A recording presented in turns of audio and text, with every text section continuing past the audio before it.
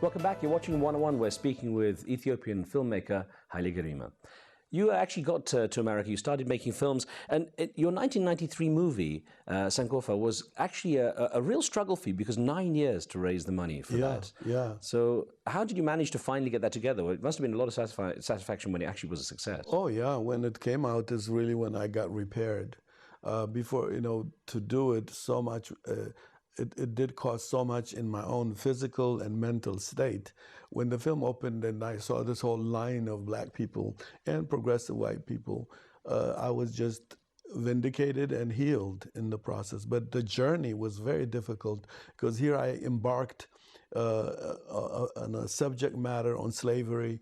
In fact, liberal, very seriously concerned people just thought I was torpedoing my opportunity to be a good filmmaker, engaging myself with the subject matter like slavery. But I felt it was something I had to do because I had my own struggle to understand African Americans. Because I came to America, 21-year-old, having gone to school, not knowing anything about slavery, and I didn't even think African Americans came from Africa. I thought they were just sprouted in America. And so I had to work that out for myself. I had to process the implication of slavery and how it resonated in me. Once you'd succeeded with that film, obviously that was a defining moment for you. What other moments in your life did you feel were very defining in your career? Well, I think this new film, again, because I thought after Sankofa, everything will be a piece of cake. And then I set out to do a documentary film called Adwa, about the 1896 Ethiopian-Italian War during the scramble for Africa, and faced difficult financial situations. And then this film, Teza, which is about really the displacement of African intellectuals, how we go abroad to bring modernization, and then in the process, things shift so much we get lost.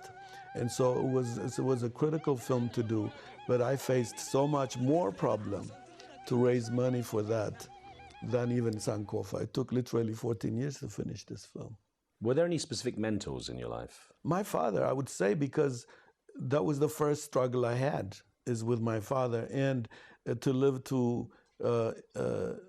and reflect back to see how much he's put in me when we were in fact in direct struggle against the road I took, and his sense of cultural purity.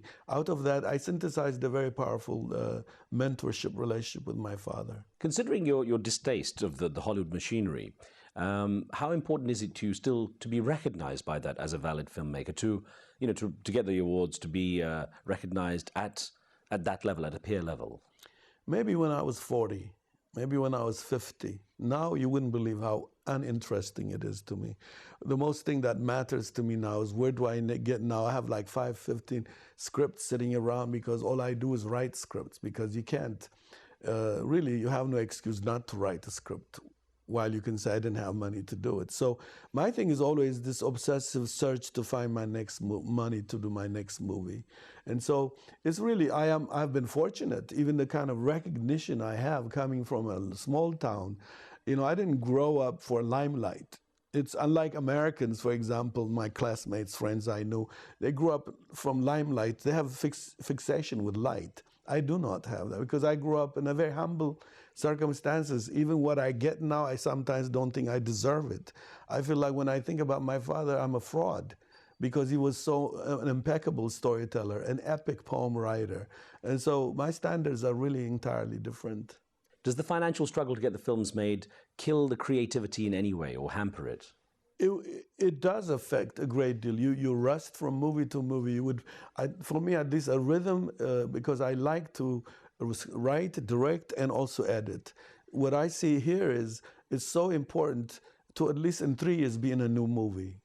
But I'm not like I don't look at film as pancakes. I like to take my time, really working over the structure, the rhythm, and also my cultural temperament, my own accent. It's not just making the movie. I'm interested in my own accent, how my mother, my grandmother, how they told stories. The cadence of those narratives are important to me. It's not really even, the content, I'm very confident will always be there. I don't panic to insert my political or philosophical ideas. But I work hard about Ethiopian weavers, how they organize color. I'm very much interested in basket weaving in my country. I want to see church paintings. In that, how do I then learn from this color tradition to my movies? So these are more important to me. You're also very good at giving back, and you're a professor of filmmaking at Howard University in Washington, D.C. What do you get out of it yourself, being involved with those young minds? Well, I'll tell you, university is crazy for art, to teach movies and things. University in general, across the world, is very difficult to teach art. It's good maybe for chemistry, physics, etc. But for me, in spite of the pay, in spite of the university problem, the usual university academic problem, my favorite part of university is the students are my teachers also. Right. As I tangle with them, struggle with them to help them find their voices, I also learn. So I become I'm a continuous student. These young people, they have so much they could offer for me also. They can re-energize me. And so my favorite part of university is students. What is the core message, though, when you're training them, when you're teaching them about filmmaking, what is the core message you want to impart to them? Well, the core message is to have something for themselves also, not to look at cinema as a telegram to send to somebody, whether it's moral or entertainment. I try to say to them, you know what, you should find who you are. Your voice will be unique, but if you imitate already existing voices, you preempt yourself. And so what I try to do, my struggle with young people is to say, find your voice as you tell the story. And that's to cut away the baggage that you think they've inherited from watching your standard Hollywood fare, yeah? Oh, yeah, especially this generation. You don't know how it's getting rougher to teach this generation because most of their education comes from television. It has even shrunk their notion of time and space. It has affected their visual I would say pace, in the sense that their span of attention for visual images is so short. They don't even know how to appreciate a lingering shot and share the emotional, because they're very multi-fast, like they're skating through literature, not experiencing it as they go. I know you see it as the dark side, but would you have interest in doing essentially a traditional commercial film? Well, I will, if they came, let's say, like I'll tell you, maybe if somebody came and said, here's money, I would never do a movie where they will dictate the editing, for example, the structure, the story, because it's useless. They can find anybody to do it. If I join into a project, it's because my integrity of structuring the story, telling the story, does carry my own temperament. And this is, of course, too much to ask. This is why I don't even have the energy to go. But otherwise, yeah, finance, I'm not into obscene finance, but if I got to some stories I want to make, 15, 10 million, 5 million, I would really be very, overjoyed. But the danger with that is also this whole fantasy that has paralyzed a great deal better filmmakers than I, living and roaming to find this non-existing jackpot. And I don't join with that. Have you set yourself any long-term or short-term even goals in filmmaking? At 60, everything is short term.